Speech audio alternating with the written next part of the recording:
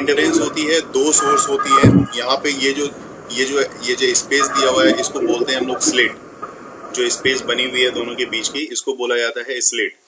और पहले वाले में आप कह सकते हो कि जब इसमें एक बात देखी जाती है, टू वेव्स ऑफ टू, दो वेव्स का सुपरपोजिशन होता है, तो आप कह सकते हो टू वेव्स।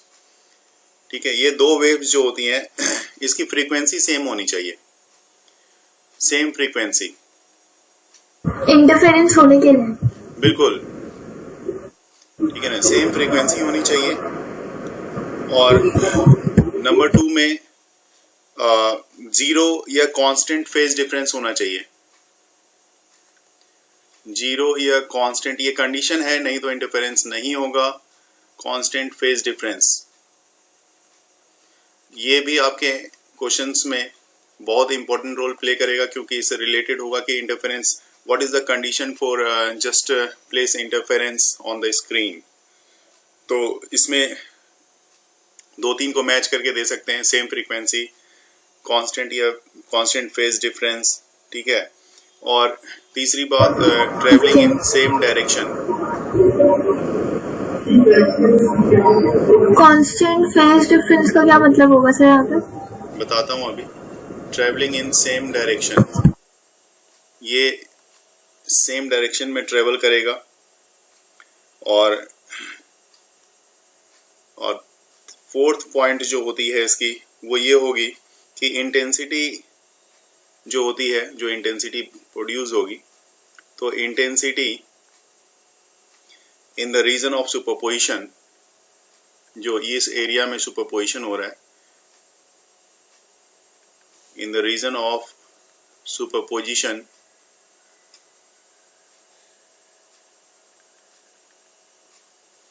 gets redistributed।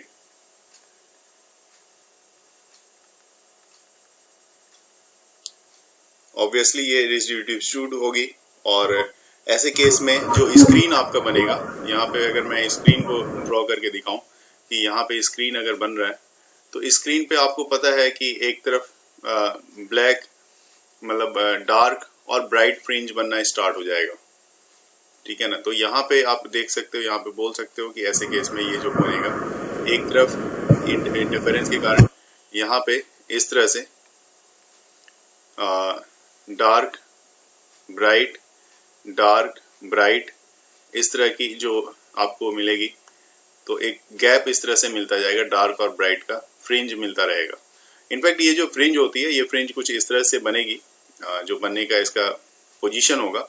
अगर आगे आप इसको देखोगे, मैं स्क्रीन को थोड़ा सा स्क्रॉल करके इस तरफ लाता हूँ, तो यहाँ पे जो बनेगी इंटेंसिटी, वो कुछ ऐसी बनेगी, इस तरह से। अगर आप देखोगे बैक साइड में, स्क्रीन के बैक साइड में किस तरह से बन रही है वहाँ पे, तो वहाँ पे आपको एक आइडिया मिलेगा कि अच्छा ये जो बन रही है इस तरह से, ये ऐसी, ये मान लो ये ब्राइट है तो ये ऐसा, फिर ये डार्क है, ये ब्लैक वाला को मैं डार्क मान रहा हूँ, फिर ये ब्राइट है, फिर ये डार्क है, तो इस तरह से ये ब्राइट है, ये बीच में डार्क है, फिर ब्राइट जो लाइंस आप बना रहे हो। हाँ जी, ये जो ग्रीन वाली है सारी ब्राइट है, और उसके बीच में जो गैप बन रहा है वो डार्क है। इस तरह से एक पैटर्न आपको मिल जाएगा। और पैटर्न में खास बात क्या मिलेगी आपको, पैटर्न में जो लाइन मिल रही है ना आपको, ये इसकी सबकी एम्पलीट्यूड सेम होगी, सबकी, ऊपर से जो एम्पलीट्यूड आप देख रहे हो सबकी एम्पलीट्यूड सेम होगी। तब जाके इसको आप बोलते हो कि ये इंटरफेरेंस का कंडीशन है। अगर फ्रीक्वेंसी आपकी सेम नहीं है या फेज डिफरेंस कांस्टेंट नहीं है, तो फिर भी पैटर्न तो एक बनेगा ही बनेगा, लेकिन वो पैटर्न जो होगा जिस ऑर्डर में होना चाहिए, यहाँ पे एक कंटिन्यूअस पैटर्न है, ब्राइट और डार्क के बीच एक कंटिन्यूअस पैटर्न। और इवन यहाँ पे जो ब्राइट और डार्क के बीच जो कंटिन्यूअस पैटर्न है, उसके बीच का गैप भी सेम है, उसकी लेंथ भी, जो एम्पलीट्यूड है वो भी सेम है। तो एक यूनिफॉर्मिटी वाली एक कंडीशंस यहाँ पे आपको देखने को मिल रही है। बहुत बार होता है कि हमें बहुत बार हम यूज करते हैं फेज डिफरेंस। फेज डिफरेंस होता क्या है उसको समझेंगे। अगर दो वेव है आपके पास, एक वेव इस तरह से चल रही है, मैं यहाँ पे दिखाता हूँ ड्रॉ करता हुआ। मान लो एक वेव आपकी इस तरह से चल रही है, ये वेव चल रही है, ये इस तरह से चल रही है। अब दूसरी वेव भी चलनी है, दूसरी वेव भी मान लो आपने यहाँ से स्टार्ट किया, तो दूसरी वेव की भी ये इसी तरह से, ये देखो ऐसी, ये ऐसी बन रही है। तो इसका मतलब इसके बीच की एंगल जो बन रही है, ये अगर 0 है, ये पाई है, ये 2 पाई है, ये 3 पाई है, तो ये सेम है, मतलब इसके बीच का गैप सेम है। कुछ एंगल जैसे इक्वेशन आप लिखते हो, इक्वेशन हाँ मतलब 0 से कितना एंगल ज्यादा है वो हाँ, फेज डिफरेंस हो जाता है ना। मैं दिखाता हूँ अभी, आप एक इक्वेशन लिखूंगा तो आपको समझ में आ जाएगा कि जैसे मैंने एक इक्वेशन लिखा, मान लो यहाँ पे मैंने लिखा y1 इक्वल टू, एक की एम्पलीट्यूड a1 है तो a1 साइन ओमेगा टी, ठीक है, ये आपकी फेज एंगल हो गई। साइन थीटा जैसे होता है तो थीटा यहाँ पे आपका एंगल हो गया, ये ओमेगा टी क्या हो गई, एफ की एंगल हो गई, ठीक है। अगर y2 मैं देखूं, y2 इक्वल टू हो गया आपके पास, मान लो a2 साइन, ठीक है, omega T plus five, omega T plus five, ठीक है। अगर मैंने ऐसा ले लिया, फिर y3 को अगर मैं ऐसा लिखूं, a3 sign omega T plus 2 five, तो आप देखो सब में फर्क क्या है, इसके बीच के फेज एंगल कितना है, फाइव का, गैप कितना है, इसमें भी गैप कितना है, फाइव का। तो ये पहले और हाँ, इसका मतलब आपका जो कांस्टेंट फेज डिफरेंस है ये दिखा रहा है। और अगर ये ओमेगा टी है, दूसरा भी अगर ओमेगा टी रहता तो ऑब्वियस सी बात है ये 0 होता, दोनों के बीच का गैप। तो इसी को बोला जाता है जीरो या कांस्टेंट फेज डिफरेंस। जब दो वेव चल रही है, दोनों वेव इस तरह से चल रही है, तो एक वेव जो होता है, अगर दूसरा वेव यहाँ पे, मान लो ये जो वेव है इसकी जो भी एम्पलीट्यूड रही हो, इसके साथ ये वेव जा रही है, तो दूसरी वेव अगर आप यहाँ पे लेके चल रहे हो और दूसरा वेव भी इसी के साथ मूव कर रहा है ऐसा ही, तो ऐसे केस में ये दोनों अगर एक साथ मूव करते हैं तो मूव करने पे क्या होता है कि इसकी जो एम्पलीट्यूड है, दो वेव एक साथ जब मूव करेंगे तो इसकी एम्पलीट्यूड बढ़ जाती है, ऐसी बढ़ जाती है। मतलब ये रिजल्टेंट एम्पलीट्यूड की बात मैं कर रहा हूँ। रिजल्टेंट एम्पलीट्यूड मतलब अगर इसका रिजल्टेंट एम्पलीट्यूड देखें, दोनों वेव्स मिलकर जो फाइनल वेव बना रही है, हाँ जी, ये इस तरह की बन जाएगी दोनों ऐसी। तो देखोगे यहाँ पे इस तरह से ये वाला जो पोर्शन होगा, इसकी एम्पलीट्यूड जो है वो ऐड हो जाती है। अगर इसका पहले का एम्पलीट्यूड A1 रहा हो, दूसरे का एम्पलीट्यूड A2 रहा हो, तो A1 प्लस ये रिजल्टेंट जो वेव है ये A1 प्लस A2 के इक्वल हो जाता है। लेकिन इस केस में क्या होता है, ये तब बनाता है आपका ब्राइट फ्रिंज बनाता है, ब्राइट स्पॉट बनाता है स्क्रीन पे। लेकिन इस केस में क्या होता है, एक वेव दूसरे के अपोजिट चल पड़ती है। तो अपोजिट चलने के कारण क्या होता है, यहाँ पे जो एक दूसरे को इंटरसेक्ट करता है, तो इसके कारण जो आपको इमेज बनाती है वो बनती है डार्क। अगर सेम एम्पलीट्यूड का हो गया, मान लो एक का A1 है, दूसरे का भी A2 हो गया, तो जितना पॉजिटिव में उतने निगेटिव में ये एक दूसरे को कैंसिल कर देता है, तो नेट जो इंटेंसिटी हो जाती है वो 0 हो जाती है, और इसके कारण यहाँ पे जो डार्क फ्रिंज आपके बन जाता है। ये देखो, ये भी वेव एक्स एक्सिस के पॉजिटिव में, ये भी एक्स एक्सिस के पॉजिटिव में जा रही है। वेव की प्रोपेगेशन अभी भी दोनों की सेम डायरेक्शन है, एक्स एक्सिस में है। अगर मुझे ढूंढना है कंडीशन कंस्ट्रक्टिव और डिस्ट्रक्टिव के लिए, तो मुझे यहाँ पे जैसे दो इक्वेशन मैंने वहां पे लिखा था, एक इक्वेशन मैंने लिखा था y1 इक्वल टू A1, मैं दो वेव यहाँ पे ले रहा हूँ। एक वेव ये है पहला वेव, और दूसरा वेव मैं ले रहा हूँ y2 equal to A2 sine omega T plus five. ये मैंने दो वेव यहाँ पे ले लिया है, और आपको पता है A1 और A2 एम्पलीट्यूड्स हैं, फाई जो है फेज एंगल है, जो फेज डिफरेंस है, जो कांस्टेंट है दो वेव के बीच का। और सुपरपोजिशन का प्रिंसिपल, जो कि सुपरपोजिशन का प्रिंसिपल हर जगह एप्लीकेबल होता है, जैसे कि आप इलेक्ट्रोस्टैट में भी आपने पढ़ा होगा, वहां पे भी सुपरपोजिशन एप्लीकेबल होता है। यहाँ पे दो वेव हैं, दोनों का सुपरपोजिशन करोगे तो y इक्वल टू आपके पास y1 प्लस y2 लिख सकते हो, ठीक है। जब आप y equal to y1 plus y2 लिखोगे तो y1 की वैल्यू आपके पास क्या है, तो आप लिखोगे भाई A1 साइन ओमेगा टी, और y2 कितनी है, तो A2 sine omega T plus five. बिल्कुल ठीक बात। अब सर आपने क्या बोला था, आपने ये दोनों ऐड करें क्योंकि आप दोनों का एम्पलीट्यूड सेम ले रहे हो।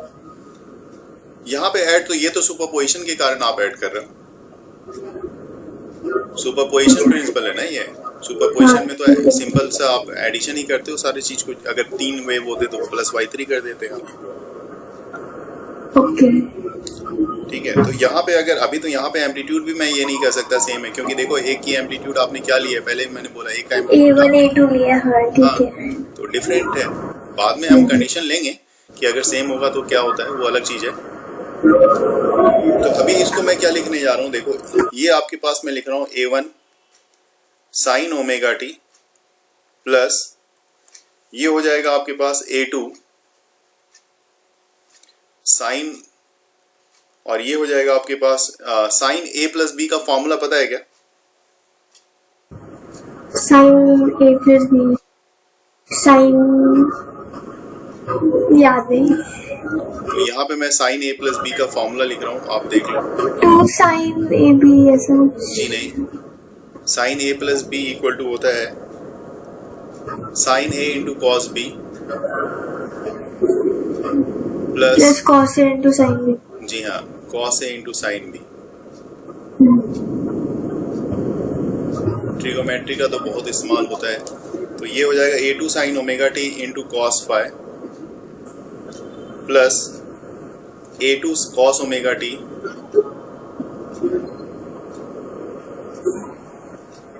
Into sine phi. अब ये आपके पास आ जाएगा ये y इक्वल टू, इसमें से आप यहाँ पे देखो कॉमन आप क्या क्या ले सकते हो उसको देख लो पहले। तो इस जगह पे जो A1 आपके पास cos फाई इधर भी है और cos फाई इस तरफ भी है, यहाँ पे cos फाई तो नहीं है, तो मैं क्या करूँगा, साइन ओमेगा टी मुझे दिख रहा है, यहाँ पे साइन ओमेगा टी दिख रहा है और साइन ओमेगा टी और कहीं दिख रहा है? साइन ओमेगा टी नहीं दिख रहा। तो यहाँ पे मैंने छोड़ रखा है ये साइन ओमेगा टी होगा, यहाँ पे ये होगा, तो 2 साइन ओमेगा टी आपको दिख रहे हैं। हाँ हाँ ठीक है। ठीक है, तो अब आप यहाँ पे ले सकते हो, इसमें साइन ओमेगा टी कॉमन ले सकते हो। अगर आपने साइन ओमेगा टी कॉमन ले लिया तो आपके पास बचेगा A1 और plus A2 cos phi. A2 cos phi तो A1 plus A2 cos phi plus A2 cos omega T. जी हाँ, प्लस A2। अब इसको मैं साइन पहले लिख देता हूँ, मैं A2 और साइन को पहले लिख रहा हूँ sine phi into cos omega T, ऐसा लिख देता हूँ मैं। ठीक है, इसमें क्या करना है अब आपको यहाँ पे देखना होगा कि मैं कंसीडर करने जा रहा हूँ आने वाले समय में, यहाँ पे वो है कि यहाँ से यहाँ तक ये जो टर्म्स है A1 plus A2 cos phi, इसको मैं कुछ टर्म कंसीडर करूँगा और A2 साइन फाई को। मकसद मेरा ये है कि फाई टर्म्स जो आया हुआ है उसको रिमूव किया जाए इससे। तो मैं क्या कर रहा हूँ, हाँ ठीक है, मैं लिख रहा हूँ let A1 plus A2 cos phi equal to x equal to A cos theta. A cos theta के लिए आपने ये टर्म्स दोनों का मतलब इसका रिजल्टेंट ही ये बता रहा है कि cos के टर्म में था इसलिए मैंने cos लिया है, एंगल फाई को मेरे को रिप्लेस करना था, मैंने थीटा ले लिया, और A1 A2 एम्पलीट्यूड को रिलेटिवली उसको देख रहा हूँ मैं। दूसरा है आपका A2 साइन फाई, इसको मैं साइन के टर्म में ही लूंगा, इसको मैं ले रहा हूँ A साइन थीटा, इसको मैं इक्वेशन 1 मान रहा हूँ और दूसरे ये सेकंड वाला। और अब अगर ऊपर के इक्वेशन को कोई बोले आपको अब लिख के दिखाओ कि ऊपर वाला इक्वेशन देखने में कैसा लग रहा है, ये वाला इक्वेशन, तो मैं लिख सकता हूँ यहाँ पे y इक्वल टू, इसको मैं लिखूँ A cos थीटा, ये वाला टर्म्स A cos थीटा है, A cos theta into sine omega T plus A sine theta into cos omega T. ठीक है, तो ये y इक्वल टू आपके पास क्या आ रहा है, अगर इसको अब फिर से देखो तो साइन A प्लस B का ही फॉर्मूला। बिल्कुल, तो ये A sine omega T plus theta आ रहा है। मैंने फाई को कम्प्लीटली रिमूव कर दिया है, अब यहाँ से कोई दिक्कत नहीं है, फाई का काम हमने कर दिया, फाई को हटा दिया है कम्प्लीटली। ये बॉक्स में मैंने डाल दिया। अब जो आपके पास जो इक्वेशन 1 और 2 है उस पर थोड़ा सा ध्यान देना है आपको। इक्वेशन 1 और 2 में जो भी चीज़ दी हुई है, मैं एक काम करने जा रहा हूँ वहाँ पे कि 1 और 2 को दोनों की स्क्वायरिंग करके ऐड करने जा रहा हूँ। ठीक है, स्क्वायरिंग करके ऐड करने जा रहा हूँ इक्वेशन 1 और 2 को। मैं इक्वेशन 1 और 2 सामने में ही रखूंगा अभी। अगर मैं स्क्वायरिंग करता हूँ यहाँ पे तो देखो LHS RHS साइड का पहले मैं देख लेता हूँ। तो RHS साइड में अगर मैं देखूँ तो ये हो जाएगा a square cos square theta, और RHS साइड का दूसरे वाले इक्वेशन को अगर मैं ऐड करके स्क्वायरिंग कर रहा हूँ तो ये हो जाएगा a square sine square theta. अब मैं LHS के टर्म को स्क्वायरिंग कर रहा हूँ, मतलब इसके वाले टर्म्स को स्क्वायरिंग कर रहा हूँ, तो ये हो जाएगा आपका a1 plus a2 cos phi, इसकी स्क्वायरिंग हो जाएगी, प्लस a2 साइन फाइ, तो इसकी भी स्क्वायरिंग होगी, तो a2 square sine square phi, ये मिल जाएगा। ठीक है। LHS साइड में देखोगे अगर a स्क्वायर कॉमन लेते हो तो cos square theta plus sine square theta 1 हो जाएगा, तो 1 हो गया तो a स्क्वायर, सिर्फ a स्क्वायर रह गया। अब ये हो जाएगा आपके पास a1 स्क्वायर, इसको मैं a प्लस बी के स्क्वायर a प्लस बी को होल स्क्वायर के आइडेंटिटी पे अगर प्ले करूं तो ये हो जाएगा a1 square plus a2 square. अब ये a2 स्क्वायर का काम मैं इसके साथ भी करता चला जा रहा हूँ, देखो a2 स्क्वायर, हाँ, तो ये cos square phi plus sine square phi, इसकी वैल्यू तो 1 हो ही जाएगी। अब ये हो गया प्लस में 2a1 a2 cos phi, a1 a2 cos phi, ये मैंने लिख दिया। नेक्स्ट में अब यहाँ पे मैं इसको आगे कर रहा हूँ, तो ये हो जाएगा a1 square plus a2 square, और ये plus 2a1 a2 cos phi,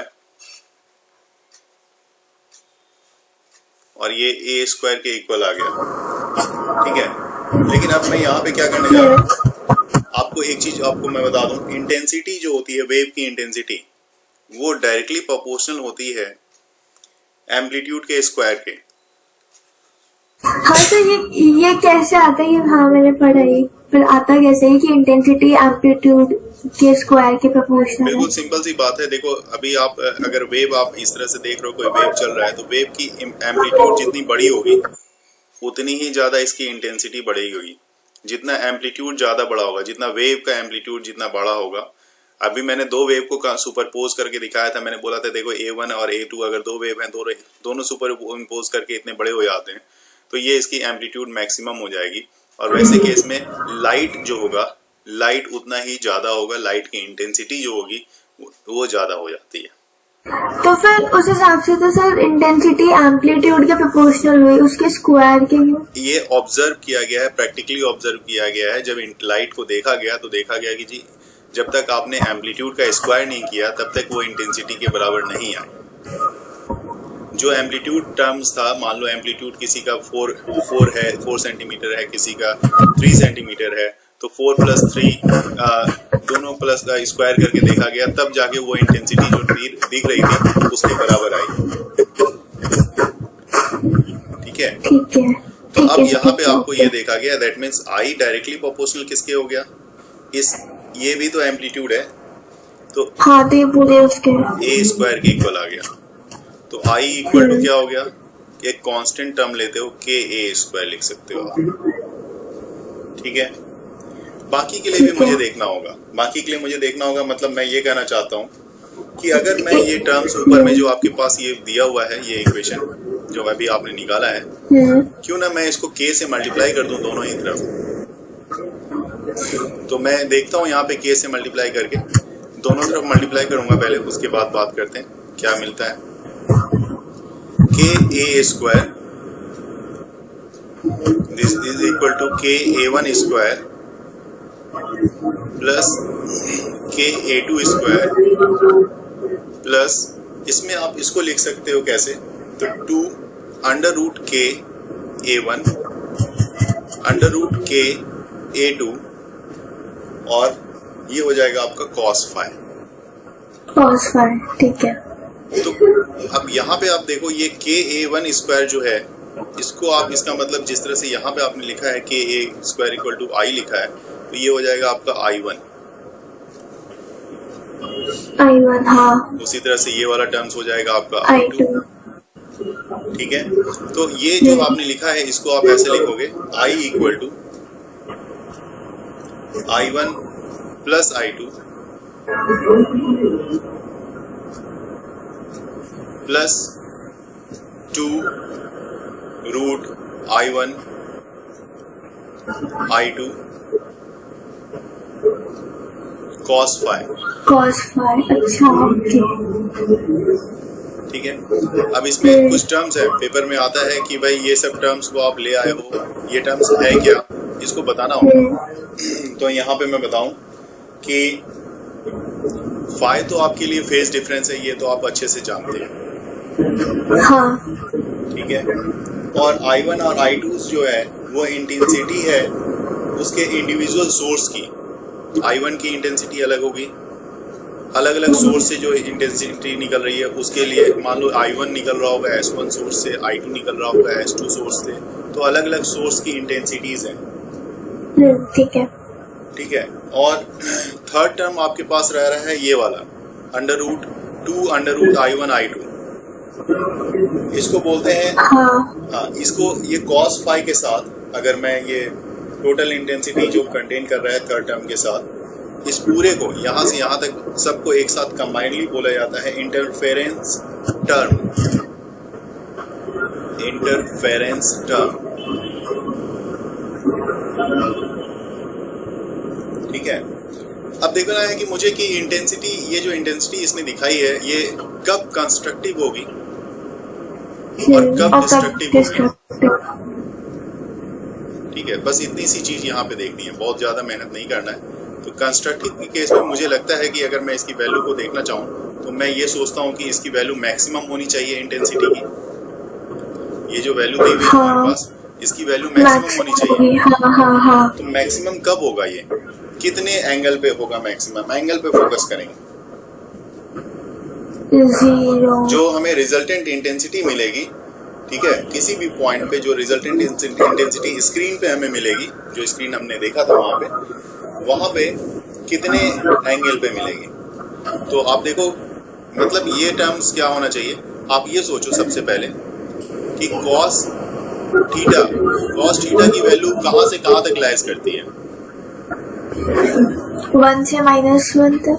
बिल्कुल सही बात, तो -1 से लेके 1 तक लाइज करती है। तो इसका मतलब cos थीटा की मैक्सिमम वैल्यू 1 पे होगी, मतलब 0, मतलब बिल्कुल थीटा आपके पास 0 डिग्री होनी चाहिए। हाँ, या फिर 2 पाई की भी हो सकती है, 2 पाई की, हाँ, या फिर 4 पाई की भी हो सकती है, 4 पाई की, हाँ, एंड सो ऑन। तभी आपका cos फाई जो है, यहाँ पे मैं थीटा लिख रहा हूँ लेकिन ये एक्चुअल में ये फाई है क्वेश्चन के according, cos phi equal to जो है आपका 1 होना चाहिए। ठीक है, ओके। अब बात आती है कि फेज डिफरेंस पे। ठीक है, तो फेज डिफरेंस को मैं बड़े अच्छे तरह से यहाँ पे आपको एक्सप्लेन कर देता हूँ, आप कभी भी कंफ्यूज नहीं हो। देखो,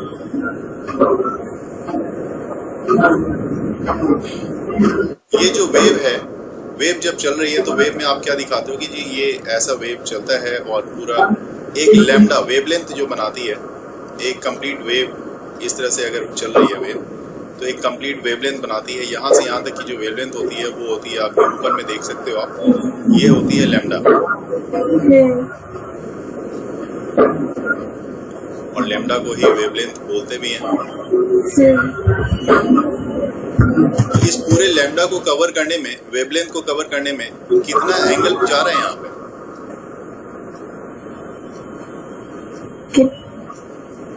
कितना एंगल बन रहा है एक लैम्डा को बनने में? एंगल कितना बन रहा है लैम्डा? 360 डिग्री। 360 डिग्री, बिल्कुल सही बात, 360 डिग्री की एंगल बन रही है। तो 360 डिग्री मतलब लैम्डा क्या बनाता है? 2 पाई बना रहा है। 2 पाई लैम्डा के इक्वल हो गया। हाँ, तो ठीक है, अगर ये 2 पाई लैम्डा के इक्वल है तो यूनिट वेवलेंथ कितना बनाएगा? 2 pi by lambda. 2 pi by lambda, हाँ। ठीक है, और किसी भी पॉइंट पे मतलब यहाँ से मान लो कि कोई मेरे से पूछ ले इस जगह पे बता दो जी क्या रहा होगा आपका वेवलेंथ, तो आप अब इस जगह पे वेवलेंथ जो भी रहा हो XYZ lambda 2 pi dash by lambda into lambda dash ये डिस्टेंस, हाँ लैम्डा डैश, तो ये डिस्टेंस को अगर मैं मान लूं कि ये डिस्टेंस आपका P है, ठीक है, तो ये P पोजीशन पे वेवलेंथ के P पोजीशन पे 2 pi by lambda into P का पोजीशन रहा होगा। ये आपका फेज एंगल बताता हाँ है, ये फेज एंगल बताता है, जबकि ये वेवलेंथ बताता है। हाँ एक तरफ वेवलेंथ है और उसको रिलेट किया है आपने यहाँ पे फेज एंगल से। एंगल से तो ये एक जो है ये आपका जनरल फॉर्म निकल गया इसके लिए, ओके ठीक है। अब इस जनरल फॉर्म को भी समझेंगे कैसे, ये देखो यहाँ पे आप देख रहे हो कि 2 pi by lambda into P, ठीक है, this one is equal to, मैं एक बार कर रहा हूँ 0। अब कैसे ये 0 क्यों कर रहा हूँ मैं, तो मेरे से बोला गया था कि भाई आप अलग अलग पोजीशन पे देखना है ना, मुझे कहाँ पे देखना है, 0 डिग्री पे देखना है, 2 पाई पे देखना है, 4 पाई पे देखना है, तो मैं इसको चेक करूंगा किसी इस सारे टर्म्स में, 0 पे देखूंगा, 2 पाई पे भी देखूंगा क्या वैल्यू देता है, और 4 पाई पे भी देखूंगा क्या वैल्यू देता है, कौन, लैम्डा, ठीक है। P मैं यहाँ से P निकालना चाहता हूँ, P ये जो अननोन टर्म्स है हमारा P, अगर P हो तो एक बार इसको इससे रिलेट करके देखो, यहाँ पे 0 ले लो तो P कितना आएगा, P 0 आ जाएगा, पाथ लेंथ कितनी आ जाएगी, इसको पाथ लेंथ बोलते हैं। P जो हो गया यहाँ पे पाथ लेंथ हो गया, पाथ लेंथ कितनी होगी वो यहाँ पे 0 होगी, कब, हाँ जब आपका फेज एंगल भी 0 रहा होगा, फेज एंगल 0 है, हाँ मतलब स्टार्टिंग आपकी पोजीशन यहीं पे रही होगी, ये 0 रहा होगा और पाथ लेंथ भी लैम्डा भी यहाँ पे 0 ही रहा होगा, ठीक है। ओके अब मैं दूसरे वाले कंडीशन पे आता हूँ, अगर मैं इसको अब रिलेट करा देता हूँ दूसरे टेस्ट से, देखो किससे रिलेट करा रहा हूँ वो समझना। अभी मैंने P को यहाँ पे 0 लिख दिया, फर्स्ट केस मैंने दिखा दिया, 2 pi अब इसको 2 और 2 कैंसिल हो जाएगा, और यहाँ पे पाई और पाई कैंसिल होगा, तो P किसके इक्वल होगा, इक्वल टू लैम्डा, लैम्डा के इक्वल हो गया। थर्ड केस में P किसके लैम्डा हो गए, 3 लैम्डा के, एंड सो ऑन, इस तरह से ये n लैम्डा के इक्वल इस तरह से चलता रहे, ठीक है। हाँ सर थर्ड केस में 2 लैम्डा के इक्वल होगा ना, हाँ बिल्कुल बिल्कुल सिस्टमैटिक जाएगा, 2 लैम्डा के इक्वल होगा, 2 लैम्डा फिर 3 लैम्डा है ना, ये उसके बाद 3 लैम्डा ऐसे जाएगा, ठीक है, बिल्कुल सही बात। ओके ये सारा कंस्ट्रक्टिव के लिए आपके पास कंडीशन हो गया, कंस्ट्रक्टिव में आपको ये सारा ध्यान में रखना पड़ेगा कि भाई क्या क्या कंडीशन आपने ली थी, ओके आ रही बात समझ में। कंस्ट्रक्टिव में हाँ हाँ हाँ कॉस फाई को कहाँ पे लिया है आपने, ये देख लिया आपने। उसी तरह से डिस्ट्रक्टिव के लिए आप सोचो, आप डिस्ट्रक्टिव में क्या होना चाहिए, मिनिमम वैल्यू होनी चाहिए, हाँ मिनिमम वैल्यू होनी चाहिए, तो मतलब -1 होना चाहिए, बिल्कुल -1 होना चाहिए। डिस्ट्रक्टिव के लिए आप सोच रहे हो -1 होना चाहिए, तो -1 कॉस फाई की वैल्यू -1 होनी चाहिए, हाँ मतलब 360 डिग्री 2 पाई, बिल्कुल। तो 360 तो नहीं होगी, मतलब ये हो जाएगी आपकी कह सकते हो कि यहाँ पे फाई की वैल्यू जो है आप पाई ले लो, 3 पाई ले लो, 5 पाई ले लो, इस तरह के ले सकते हो। तो अब आपके पास जो फेज एंगल है, पाथ लेंथ अगर जिसको आप बोलते हो, ठीक है ना, तो ये जो पाथ डिफरेंस की भी बात करेंगे, अगर दो पाथ के बीच का डिफरेंस हमें निकालना हो तो यही फॉर्मूला काम करेगा, 2 pi P by lambda, this one is equal to, आप इसको रिलेट करोगे फिर से पाई से, 3 पाई से और 5 पाई से, जैसे ऊपर में हमने किया था। Okay okay. तो अब P इक्वल टू आपके पास क्या मिलेगा पता है, P इक्वल टू मिलेगा आपके पास लैम्डा बाय 2, लैम्डा बाय 2, हाँ, और 3 lambda 3 lambda by 2, 5 lambda by 2, 5 lambda by 2, और इस तरह से एक जनरल फॉर्म अगर देखा जाए तो 2n - 1 लैम्डा बाय 2, ये एक जनरल फॉर्म मिलेगा, जहाँ की इससे ऊपर में हमें पहले मिला था n लैम्डा, हाँ देखो n लैम्डा मिला था, और ये अब 2n - 1 लैम्डा बाय 2 मिल रहा है। ये डिस्ट्रक्टिव इंटरफेरेंस के लिए आ रहा है। अब देखो, आप ध्यान से देखो, यहाँ पे आपको पाथ लेंथ और इसके बीच का समझ में आ जाएगी बात कि क्या आप यहाँ पे दिखाना चाहते हो। ये वेव आप अगर बनाते हो यहाँ पे आपने दिखाना है कि मान लो ये आपका वेव चल रहा है इस तरह से, ऐसा। तो आप बोलोगे कि भाई जीरो पे ये जीरो है और लेमडा बाय टू कहाँ पे होगा? तो ये पूरा का पूरा यहाँ तक लेमडा होता है, तो लेमडा बाय टू मतलब इस जगह पे होगा। हाँ फोकस का लेमडा बाय टू पे डिस्ट्रक्टिव वेव बन रही है आपकी, ठीक है। और जबकि लैम्डा पे कंस्ट्रक्टिव कंस्ट्रक्टिव। बनेगी, इस डिस्टेंस पे कंस्ट्रक्टिव बनेगी। 2 लेमडा मतलब इधर आ गया आप, इसको एक और लेमडा मैंने बढ़ा दिया, तो यहाँ पे फिर से कंस्ट्रक्टिव बनेगी। जबकि 3 लेमडा बाय 2, तो 3 लेमडा बाय 2, 1 लेमडा बाय 2, यहाँ पे 2 लेमडा बाय 2 और देन 3 लेमडा बाय 2, यहाँ पे अगर आप आते हो फिर से आपका डिस्ट्रक्टिव बनेगा। आपको निकालना है सिर्फ intensity. Young's double slit experiment है ये, और आपको सिर्फ ध्यान रखना है कि इंटेंसिटी ऑफ लाइट किस किस पॉइंट पे स्क्रीन में आपको निकालनी है, जहाँ की जो पाथ डिफरेंस लेमडा की है वो k यूनिट के इक्वल है। तो आपको इंटेंसिटी उस पॉइंट पे लेमडा बाय 4 के लिए चाहिए, लेमडा बाय 3 के लिए चाहिए, lambda by 2, lambda by 4, lambda by 3 और लेमडा बाय 2 के पोजीशन पे इंटेंसिटी की वैल्यू क्या होगी। जैसे इंटेंसिटी की बात कर रहे हैं तो इंटेंसिटी का फॉर्मूला तो हमने स्टडी कर लिया है, I equal to I1 plus I2 plus root I1 I2 cos। हाँ, ये इंटेंसिटी का फॉर्मूला है, I1 I2 और cos फाई।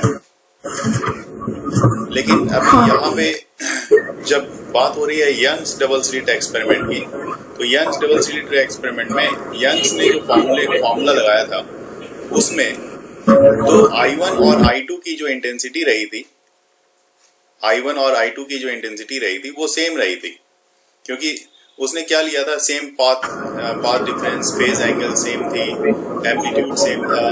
तो उसने इसका मतलब है कि ये दोनों टर्म्स उसके लिए सेम थे। सबसे पहली बात ये आती है, और अगर ये दोनों टर्म्स इसके लिए सेम थे, इसको मैं मान लेता हूँ कि ये I0 रहा होगा, तब हमारे लिए ये जो फॉर्मूला आप देख रहे हो, ये फॉर्मूला अब हमारे लिए किस तरह से ट्रीट कर रहा है उसको देखना है। तो ये फॉर्मूला अब हमारे लिए ट्रीट कर रहा है कुछ इस तरह का, I इक्वल टू ये I0 पे हो गया तो 2I0, ठीक है, प्लस 2I0 तो वापस I0 cos फाई। 2I0 आपके पास कॉमन आ रहा है, हाँ 1 प्लस cos फाई। अब आपको जानना होगा कि क्या 1 प्लस cos फाई का फॉर्मूला आपको पता है?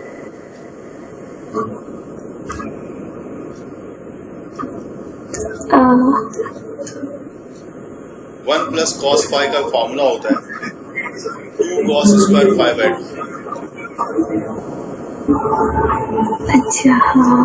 तो ये हो जाएगा 2I0 into 2 cos square phi by 2। अब ये आपके पास आ रहा है 4I0 cos square phi by 2। इसके बिना आप मूव नहीं कर सकते थे, पहले तो ये आपको जरूरी थी। अब ये आपके पास फॉर्मूला तो अब आया आपके पास, इससे पहले तो कुछ था ही नहीं, ठीक है। अब मैं फर्स्ट केस के लिए मान लो कि मेरा पाथ डिफरेंस जो रहा होगा वो, जैसे मैंने बताया आपको, P इक्वल टू मैं क्या लेता था, अगर जो P है वो लेमडा के इक्वल है, तो फेज एंगल किसके इक्वल होती है, तो फेज एंगल 2 पाई के इक्वल होती है, ये तो आपको पता है। हाँ। तो I इक्वल टू यहाँ पे आपने देखा I इक्वल टू अगर 4I स्क्वायर, यहाँ पे आप देखते हो 4I0 और cos स्क्वायर 5/2 कर दूं मैं, ठीक है। cos स्क्वायर में क्या करने जा रहा हूँ, cos स्क्वायर 5/2 क्यों? हाँ, यहाँ पे 5/2 क्यों, ये देख लो आप कि ये जो है ये लेमडा जो एंगल बन रही है, ये cos स्क्वायर 5/2, अभी तो ये फॉर्मूला पे ही है, ये फॉर्मूला यहाँ 5/2 है, अभी तो मैंने इसको ऐसे ही रखा है, ठीक है। और अब मैं यहाँ पे इसकी वैल्यू लगने जा रहा हूँ, देखो 4I0 cos स्क्वायर और फाई की वैल्यू है 2 पाई, तो 2 पाई बाय 2 करूंगा तो कितना बचेगा, पाई, बस। तो ये हो गया आपके पास 4i0, बस इतना सा बचेगा क्योंकि cos पाई की जो वैल्यू होती है वो होती है -1, और स्क्वायरिंग अगर कर लोगे दोनों तरफ -1 + 1 में आ जाएगा, तो ये 1 हो जाएगा, ये पूरा का पूरा टर्म 1 हो जाएगा, तो सिर्फ 4i0 बचेगा आपके पास। और ये 4i0 किसके इक्वल है? तो k के इक्वल है। अच्छा हाँ क्लियर है? हाँ अब मैं फर्स्ट वाले पे आता हूँ, अभी मैंने सॉल्व नहीं किया। फर्स्ट वाले में p = आपका कितना है? λ/4 है। λ/4 है हाँ। तो आपने फेज एंगल भी निकाल लिया था बड़े आराम से, π/2 है। तो ये काम तो आपने कर लिया था। इसके बाद अब यहीं पे आपको करना था, यहाँ पे देखो कि i = 4i0 फाइन की जगह बस π/2 cos स्क्वायर, अब ये हो जाएगा यहाँ पे π/4 π/4 हाँ हो जाएगा। हाँ तो ये हो जाएगा आपका cos π/4 की वैल्यू कितनी होती है? 1/√2। हाँ 1/√2 1/√2 की स्क्वायरिंग है, तो क्या हो जाएगा? 1/2। 1/2 मतलब ये हो गया 2i0 के इक्वल। हाँ 2i0 2i0 मतलब ये जितना k था ये k/2 के इक्वल हो गया। अगर 4i0 k के इक्वल है तो 2i0 k/2 के इक्वल होगा। 4i0 = k की क्वेश्चन नहीं दिया था? हाँ वो तो है ही, ये यूनिट बता रहा है ना, ये यूनिट है उसके इक्वल। ये क्वेश्चन में मैं आता हूँ, फिर से देखता हूँ यहाँ पे कि ये जो लेमडा, जो ये लेमडा लेके आप काम कर रहे हो, और लेमडा की जो फेज एंगल आपने यहाँ पे ली हुई है, अगर फर्स्ट केस में, जो मैं कोई केस नहीं है, लेमडा में अगर p = लेमडा ले रहे हो, जो फेज एंगल 2π दे रहा है, तो उसके लिए यूनिट k है, ये क्वेश्चन में दिया हुआ है। ओके ठीक है। ठीक है, तो इस तरह से आप इसकी सारी वैल्यू आप निकाल सकते हो आराम से। हाँ ठीक है, हाँ ठीक है। दूसरी वैल्यू मैंने बताया k/4, और तीसरी फाइनल वैल्यू जो आएगी इंटेंसिटी वहां पे 0 होगी, i = 0 आएगा।